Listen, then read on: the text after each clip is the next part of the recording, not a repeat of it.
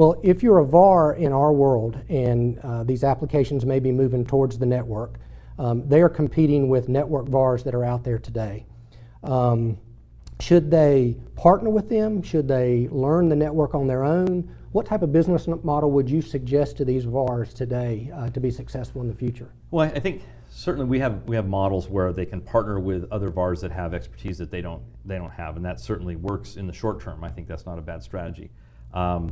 My number one recommendation would be to learn the network, to become, to understand the network piece of this. I think if we're traditionally going in and selling just a wireless access point with edge devices, that's certainly a good and healthy business.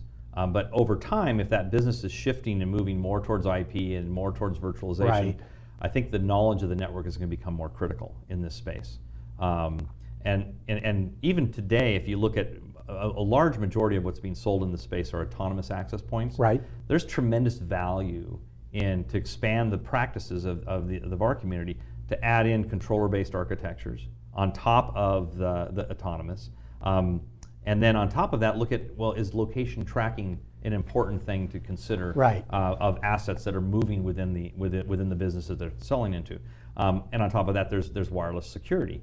And then if we take that a step further, how could I further expand out?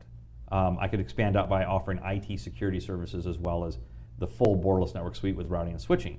So now I've become more of a one-stop shop for that customer, more value added to that customer for more, right, than just the edge device and the autonomous access point. I'm now moving into be more differentiation of myself into that customer. I have more of their franchise, therefore I'm more differentiated for them.